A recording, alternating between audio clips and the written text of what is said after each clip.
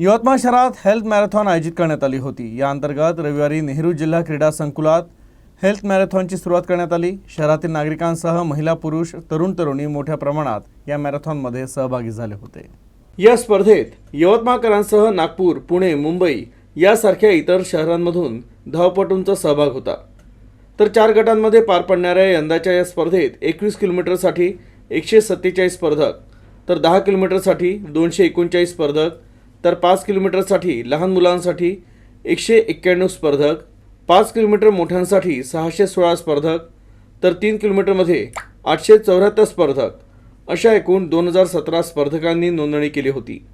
Marathon स्पर्धा सकाळी 6 ला सुरू झाली। यवतमाळ शहरातील गोदनी मार्गावरून मॅरेथॉनला सुरुवात झाली। तहसील चौक, 5 कंदील चौक, LIC चौक, स्टेट बँक चौक, कॉटन मार्केट चौक या ठिकाणावरून मॅरेथॉनचं मार्गक्रमण करण्यात आलं।